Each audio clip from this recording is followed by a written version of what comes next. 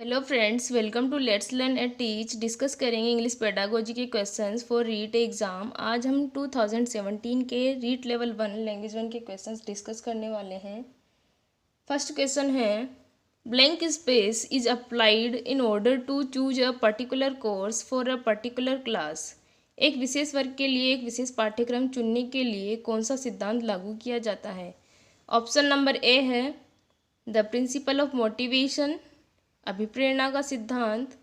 Option number B the principle of concreteness, मूर्तता का सिद्धांत। Option number C the principle of proper order. Next है the principle of selection. तो एक particular class के लिए पर्टिकुलर कोर्स चूज करने के लिए हम यूज़ करते हैं प्रिंसिपल ऑफ सिलेक्शन का। Principal of selection is based on the assumption that the whole language material cannot be taught in a class or in a short period of time। Principal of selection कहता है कि जो whole language material है, पूरा पाठ्यक्रम या जो पूरा लैंग्वेज मटेरियल है, उसको हम एक कम समय में पढ़ा नहीं सकते, सिखा नहीं सकते। इसीलिए हमें उस लैंग्वेज मटेरियल को सेलेक्ट कर लेना चाहिए। उस लैंग्वेज मटेरियल को हम किसके अकॉर्डिंग सेलेक्ट करेंगे? तो उसको हम स्टूडेंट्स की एबिलिटी, कैपेसिटी और उनकी मैच्योरिटी के अकॉर्डिंग सेलेक्ट करेंगे। So we can say that the principle of selection is applied in order to choose a particular course for a particular class.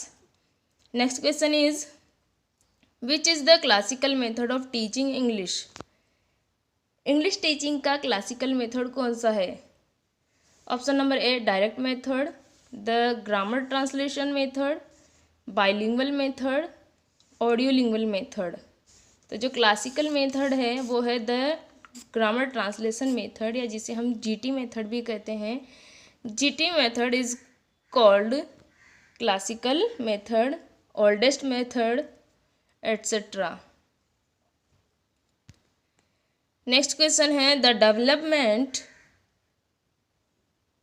Who developed bilingual method. Bilingual method किसके द्वारा develop किया गया?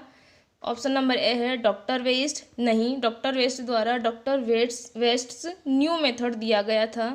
Option number B है professor CJ Dodson. Yes, bilingual method was developed by professor CJ Dodson. Right answer will be option number B. Option number सी है professor A S Hornby. The full name of A.S. Hornby is Albert Sidney Hornby. He was English grammarian, lexicographer. He was pioneer in the field of English language and teaching, यानी वो ELT के pioneer थे। Option number D है professor Jespersen. Jespersen was a Danish linguist. Next इसका सही answer हो जाएगा option number B. Next question है in which approach does the teacher introduce the new words incidentally in the class. कौन सी एक approach है जिसमें एक टीचर इंसिडेंटली क्लास में स्ट्रक्चर्स को या न्यू वर्ड्स को इंट्रोड्यूस करता है या बताता है? तो this approach is situational approach. Situational approach में जो टीचर है न्यू वर्ड्स को इंसिडेंटली क्लास में बताता है। The teacher introduced new words incidentally in the class.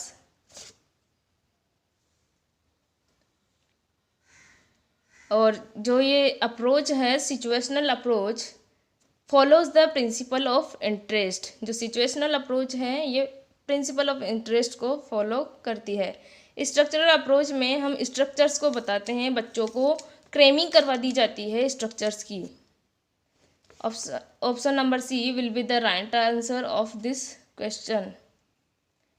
Next question है what is the purpose of writing at elementary level. Elementary level पर writing का क्या एक पर्पज है?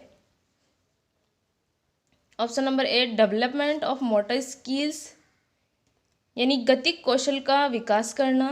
डिस्क्रिमिनेशन ऑफ द वर्ड्स को डिस्क्रिमिनेट करना। टेकिंग नोट्स बनाना।